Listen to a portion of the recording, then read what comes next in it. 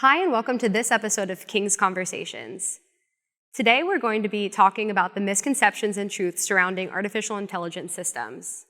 We're joined today by Dr. Hana Chockler, an expert in computer science and a professor here at King's. I'm sure you guys have all heard about ChatGPT, so Hannah's going to walk us through the intricacies of artificial intelligence systems and how that's going to shape and impact the future of technology and humanity. Hi, Hannah. Thank you for being here today. Thank you, Megan. It's a pleasure to be here. So first, just to kind of start off and help everyone have a general understanding of what we're talking about today, what is artificial intelligence and how long has it been around? So AI actually has been around for a very long time, since at least the middle of the previous century, if we're talking about AI systems. But the concepts of artificial intelligence are not new. People debated about what artificial intelligence is for a long time. The philosophers have been thinking about it for a long time as well, and thinking about models that will interpret behavior automatically, which is a precursor to AI, if you think about it. However, the advancement and the adoption of AI system had been hindered by, first of all, the lack of fast enough hardware. Yeah. Simply, you need to have a big computer to run these complex systems, but also by the lack of efficient architectures. Yeah. So slowly, efficient architectures came along in the 1980s, yet not the rise of AI systems. The hardware was behind. In fact, up to the early noughts, AI as an area of computer science was not a very popular area, not an area that people wanted to look at or wanted to study. But then once it started taking ground, there was an avalanche, basically. So in the last, I think, 10 years, the AI conferences became huge affairs of 10,000 of people, which is not seen in any other domain of computer science. And the number of publications in AI, it just rose. I want to say exponentially.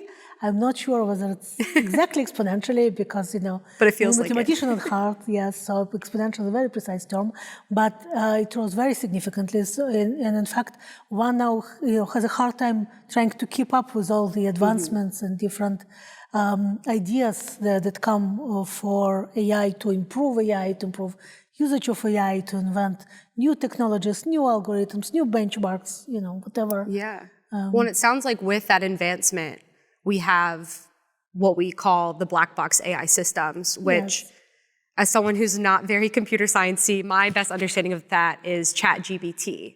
So can you kind of explain what is a black box AI system and kind of how does it work? Yes, absolutely. So first of all, black box AI systems are not the black box in the plane. Okay, so it's not something, that will be opened only if the plane crashes. So no, the AI systems are not something that is kept in secret and will be open only if humanity comes to an end. In fact, when we talk about black boxes in the context of computer science, we talk about systems that we either cannot look inside and see how they reason about their inputs and produce the outputs, for the reason either they are proprietary or the code hasn't been given to us, or, which is more relevant to the current AI systems, it won't help us to look inside. They are just too complex. So the modern AI systems aspire to mimic the way our brain works. So they have neurons, they have layers. There is an architect who provides the initial skeleton of the system, or initial architecture, if you wish, with the number of neurons and the number of layers where these neurons fire between. And there is an initial function, but then after that, this AI system is trained using an initial training data set, and it changes its parameters and functions inside according to what it learns from this data set. So actually, when we look at the trained AI system, even if we can open the box, lift the lid and look inside, we will not understand anything from it because it's just neurons firing between the layers. So it's not even helpful. So this is why it's black box, right? It's black box even if we open it, it's still black. Yeah. So I know previously you've mentioned that you trust AI more than people. And I feel like there is this idea with the black box AI systems that since we can't understand what's going on in it, that in essence makes it untrustworthy. But it sounds like you have a lot of trust in it and you have a lot of understanding in it. So where does that trust come from with your understanding of how that system works? Right. So I think there were several questions within this one. So let's go one by one. Why do I trust AI systems more than people? So first of all, one of the very important features or characteristics for us to trust somebody or an entity or a system is their predictability. Yeah. Right. So when you are driving in a single carriageway, there is no border between you and the traffic that flows in the other direction. You assume that people driving in the other direction will not suddenly swerve into your lane, killing both themselves and you. Hopefully, yes. So we expect predictability. We expect that people will behave in a predictable way. Yeah. Unfortunately, a person driving in the other direction might be distracted for a second trying to change the radio station, or talking with a child in the back seat, or thinking about something unpleasant, or just simply didn't have enough coffee this morning. And they might accidentally miss the bend or not hit the brake when needed and just swerve into incoming lane by mistake. Behave in an unpredictable way. Yeah.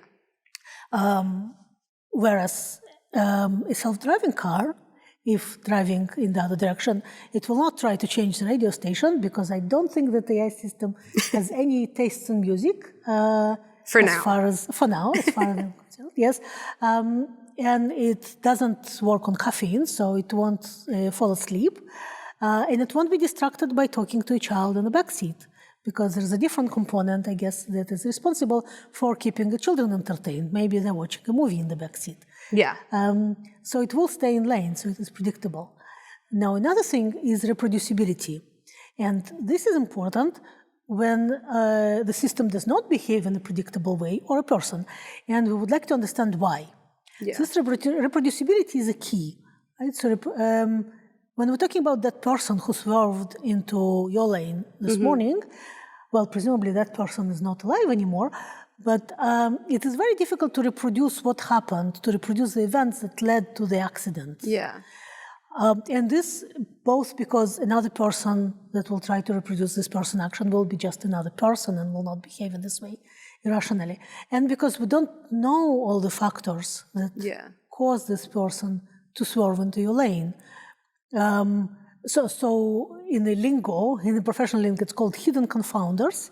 Okay. Those are hidden factors that affect the decision, but we don't know about them. Not only we don't know their value, but we just don't know that they exist. Yeah. Right? We might have no idea that this person depends on caffeine very strongly, and they didn't have coffee this morning, and this is why everything was a blur, and we're like, where am I going? Where is my steering wheel? You know. Or we didn't know that this person hates a particular song on the radio and just absolutely has to switch to another station. Let's think about AI systems, on the other hand. Yeah. They are predictable because we know all the variables and we can be sure that it will behave in the correct way if trained correctly. I'll come to the trained correctly in a second. And in case it doesn't behave correctly, it can be reproduced. So if it doesn't behave correctly, we can take this erroneous behavior, we can analyze it, reproduce it, and find where the problem is. Okay. Let's go to the trained correctly, because I mentioned trained correctly, and I didn't elaborate on that. So the way the AI systems are trained or improved, because we only provide the initial architecture, we don't actually make the AI system what it is. We only give it a skeleton, and then from that point onwards, we train it on a data set. Imagine a data set is something that consists of questions and answers. Okay. So it has questions, and for every question, we provide an answer as well. And this is how an AI system learns what is the correct answer to the question. Said, okay, so I saw this image was a cat, okay? It's labeled cat, I'll put it in my memory, I'll analyze it, I'll see that these features correspond to a cat. Okay. That image was a dog, okay? That's dog, different features. That image was a person, etc. So if it is trained correctly, it will give correct answers. Trained correctly means that its training data set was rich enough, so it provided enough examples for the network to be able to generalize, for the system to be able to generalize, but also that the training set was diverse enough. So let's go back to cats. If the data set contained only cats with ears that stand, and none of this Scottish fold breed that has these folded ears, very cute, then the network will not be able to deduce that some cats have folded ears. So it will probably file this triangular standing ears as one of the defining characteristics of cats. And then when faced with a picture of a Scottish fold, it will say, no, it's not a cat, it's some mysterious animal. I don't know what it is. In this case, we will be able to trace it back to the training set not being diverse enough and add some pictures of the Scottish fold cat to improve it. Okay. Now, makes sense. When we think about predictability, humans are unpredictable even in situations where they're supposed to be predictable, such in the legal system, the judges. There was a study in 2011 that analyzed the results of the parole board, where judges are hearing cases that are up for parole and decide whether to parole a person or not, or let them spend the rest of their sentence in prison. And it was found out that the verdict differs statistically verdicts differed significantly between the beginning of the day and the time before a meal break. It was called the hungry judge effect. I was going to say the hangry judge, Yes, hungry or maybe hangry, right? Yeah. Just, I need to have my lunch. I can't stand any more of those, right? This person is going straight to prison. I have my sandwich. So the hungry judge effect shows that even judges who are supposed to obey the law and to make decisions strictly based on the law are not making them fully objectively. And they're not making them fully objectively because of some factors that are hidden from us. So nobody thought before that that a judge should be well fed in order to make objective decisions. Yeah. Or maybe not. Maybe the right decisions were when the judge was hungry. I'm not sure. Yeah. But this is not something that will happen with an AI system. Yeah. Like it's human behavior is not always standardized, but it sounds like AI helps with that in making things more predictable, or like in calculating predictability in like how it does its formula. Ideally it will be completely predictable, right? But when it's not, we're able to analyze the problem because of the reproducibility and to fix it, hopefully, so we can go back to the training data set and to add more factors that will change the decision. Yeah. Well, and I feel like too, even personally, there's a low level of understanding in the general public about AI, especially black box systems. And what do you think contributes to like that low level of understanding? And like, do you think that contributes to the mistrust sometimes of AI, black box systems? So first of all, I think that there is a low level of understanding of computer systems in general. Right? True. Which is okay. I mean, if you think about it, a car that you're driving has hundreds of millions of lines of code in it. Cars have a lot of software inside them. And I don't understand the software, you don't understand the software probably. Yeah. Nobody really understands hundreds of millions of lines of code. Yeah. And it doesn't bother us, right? It doesn't prevent us from driving the car. Yeah. So why suddenly this lack of understanding comes up with AI? There are plenty of systems that we don't understand. Yeah. I think basically all modern software systems are I have systems no idea that how we they don't work. understand. They're just too big. Not only that, nobody understands the systems in the entirety. The Google code base is 2 billion lines of code. Nobody can understand 2 billion lines of code. No. Nobody can read 2 billion lines of code in their lifetime. So it's not something that we're concerned about even when using Google to search for things. But let's talk about ChatGPT a bit, because I think ChatGPT was the gate to general public using AI, right, more widely. Yeah. Because suddenly you can play with it. Yeah. And it gives you some answers, and these answers, you can actually read them and they entertain you somewhat. There's ChatGPT, there is Midjourney, right, with images. There are lots of those AI systems that provide some entertaining content. Yeah. So the way ChatGPT is trained is that it is trained on texts rather than, for example, images of cats. Yeah. And it finds continuations of text to answers that will match the question that is asked. So if you ask it, what is a human? It will analyze your question. It will look for keywords. So I guess keyword is that it's a question. So what, right? And the keyword would be human. So we're asking about humans. And it then will, because it's trained on a vast amount of data and texts, it will find an answer that is most likely correct or most likely will be approved by the person, by the user, as an answer to what is a human. And of course, it depends on what kind of texts it read as a part of its training. So Plato gave a definition of a human as a featherless biped. And then Diogenes brought a plucked chicken and said, well, this is a featherless biped, this is a human, according to the definition. And then he added with flat nails. So I guess if ChatGPT is trained on Plato texts, it will give an answer that's featherless human with, it's a featherless biped with flat nails. Yeah.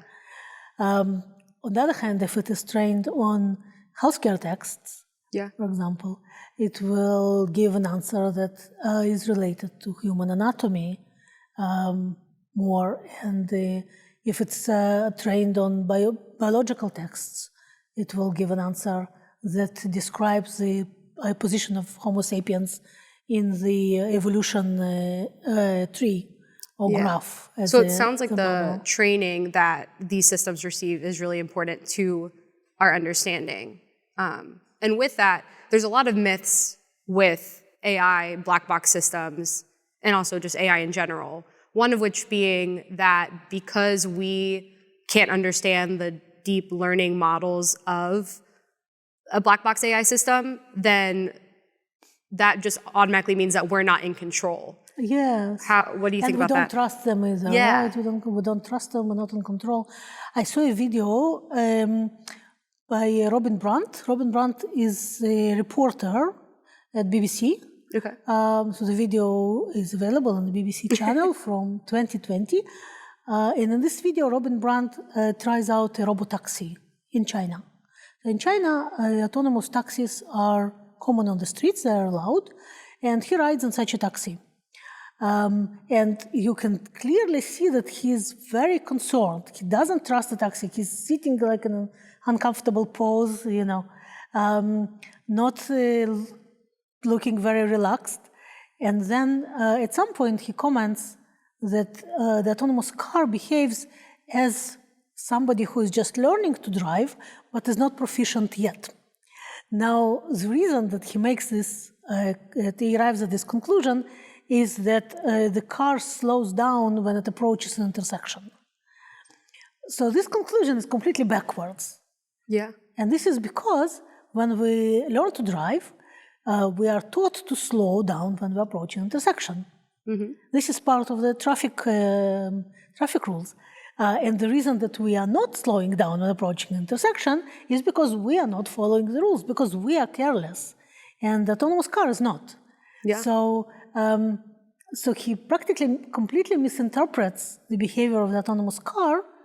And extracts from it the reason not to trust it, whereas it was quite the opposite. The car behaved according to the traffic rules and following all the rules strictly. So in fact, he was safer in that robotaxi than he would have been in a human-driven car.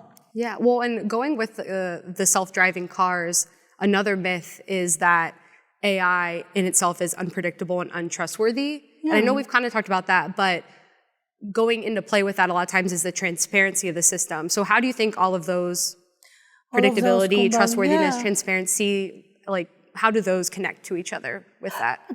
Transparency would be great. And there are some transparent AI systems, such as, for example, trees, when we can look inside and we can figure out what happens, which branch we took in our decision. Unfortunately, those systems, they're just not powerful enough for what is needed. We cannot build big and efficient AI systems on transparent architecture. It's just not possible. And think about human brain, right? If it was very small, tiny, it could have been transparent. We could figure out what's going on. But then we wouldn't have been so smart. Wouldn't be sitting here.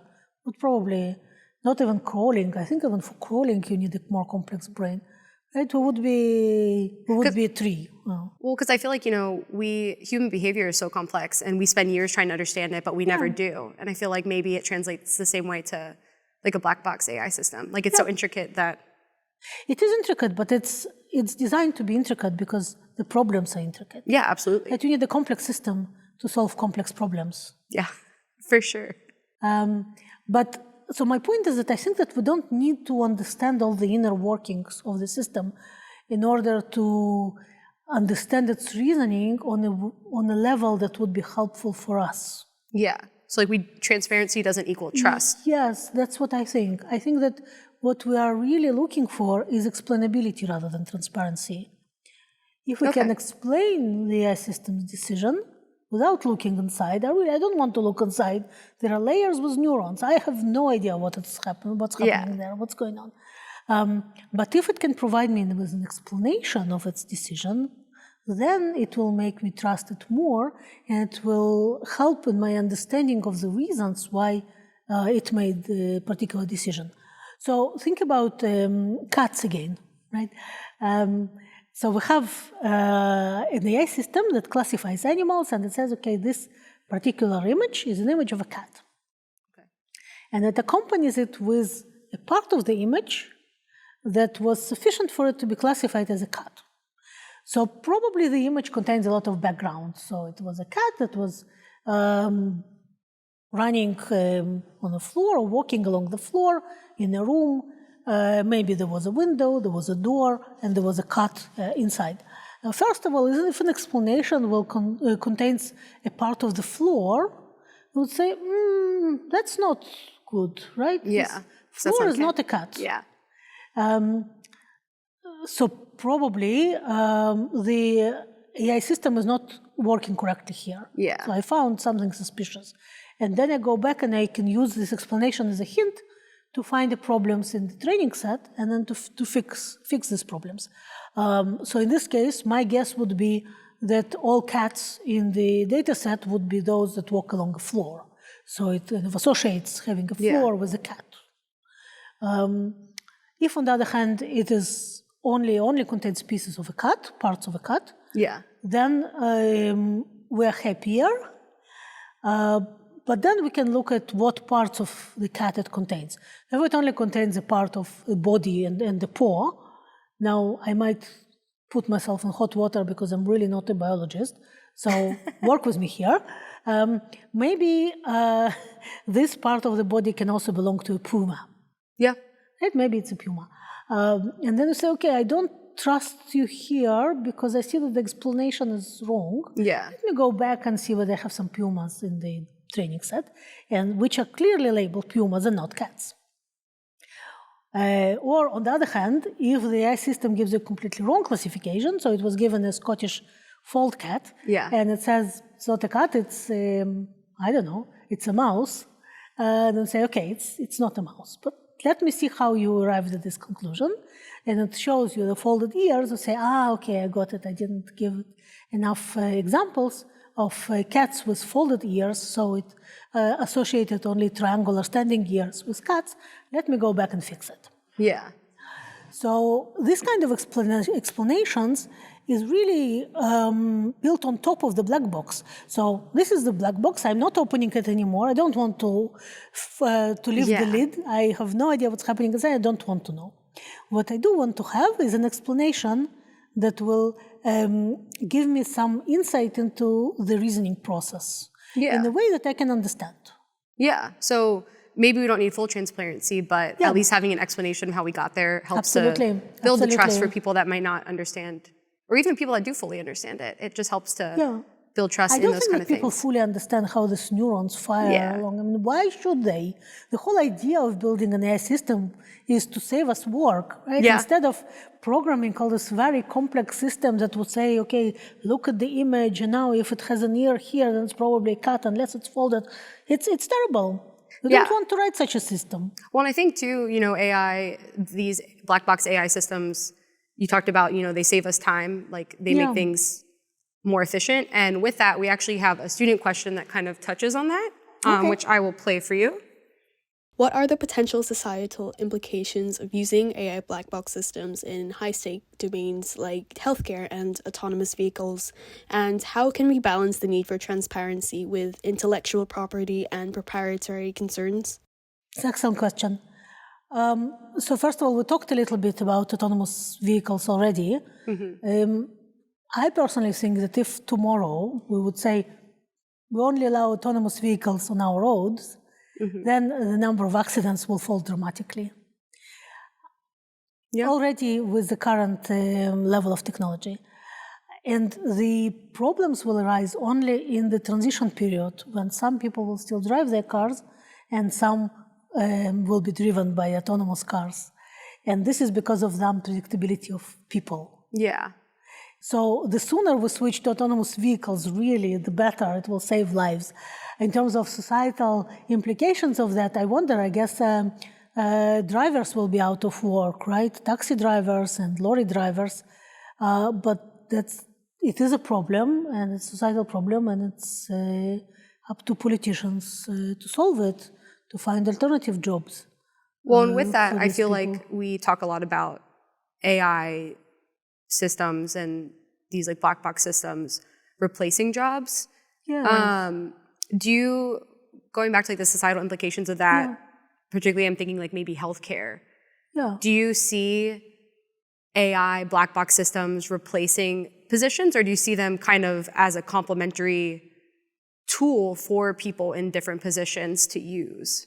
Right. So I actually work on some explainability tools for AI systems, classifiers that are used in the healthcare domain. Oh, cool. In fact, they're used already. There are image classifiers that are trained to analyze MRI images, MRI brain images, and to detect whether these images contain tumors. Okay.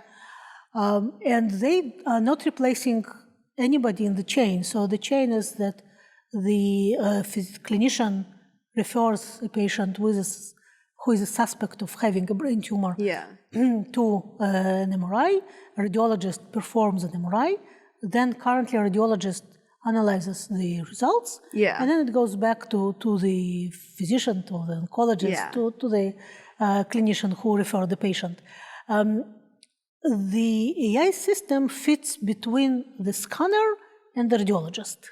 So it doesn't replace any one of them, but it helps the radiologist. So it helps make the radiologist's job more efficient, so to speak. So ideally, such a system would perform the initial triage of the scans, saying, okay, those definitely contain something abnormal, the tumor. Those are normal, I don't see any abnormality here. And then the one in the middle, those are weird, I'm not exactly sure. And this will inform the radiologist in their decision of, first of all, on which MRI scans to look first, and second of all, what to look for. And what to look for is a question that also requires an explanation.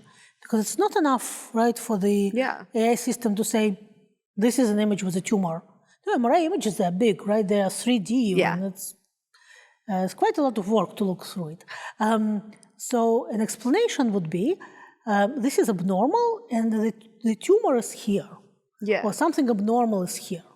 Well, like, I think that kind of goes back to the trust. So, like, for the radiologist, the explainability of that tool helps the radiologist to be able to trust what's coming out. Absolutely. Of, like, the system versus just being told this is what this is, the end. Absolutely. Yeah. For the domain expert, right? It helps a lot to see some supporting evidence of a decision. And healthcare is all about, I completely evidence. agree.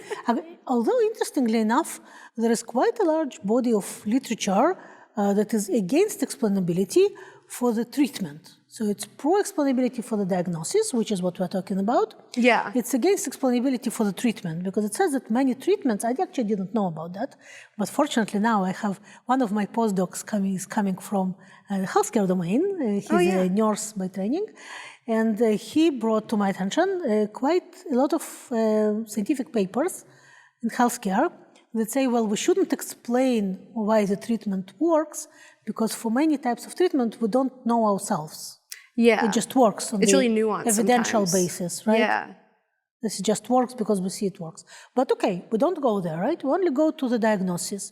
In the diagnostic domain, it is definitely important to explain why you arrived at such and such diagnosis. Yeah, absolutely. Right? Otherwise, what are you taking from out of the blue? I tossed a coin and you'll have a tumor, you don't have a tumor. That's ridiculous. Yeah. So it sounds like for a lot of the societal implications of these AI black box systems, they can serve to help us, but maybe not necessarily replace us, which is the concern a lot of the time. Yes, I think so. Yes, definitely in healthcare, we're not looking at replacing the physicians and the nurses and the radiologists. We're looking to help them. Yeah. Save them some time, which time is a limited resource for healthcare. So. Especially in healthcare. Yeah, and we're always like, post-pandemic, we talk a lot about resource allocation, and time is a resource we don't always think about. So this could be exciting for the future of healthcare and humanity. I completely agree. And humanity as well. So this is a positive societal implication right, of using AI systems. And since I'm not an ethicist, I cannot comment about the ethical implications. But what I can say, first of all, is that there is quite a lot of discussion in ethics now about what would an autonomous vehicle do when faced with a trolley problem. So a trolley problem, is a famous problem in philosophy. Just for the audience sake, there are two trucks and there is a trolley. On one truck there is some number of people. There are lots of variations of the trolley problem. I think in the most popular one, there are 5 people on one truck, and there is one person on another truck. They are tied up. They cannot move. You have to decide whether to direct the trolley to kill these 5 people or to direct it to kill 1 person. And the variations include different ages of people, different actions that you need to perform. In some of them, you actually have to physically throw a person off the bridge to block the trolley's way. There are lots and lots of variations. And people are very concerned with what will an autonomous vehicle do when faced with such a dilemma. So first of all, when have you last seen a trolley problem on the street?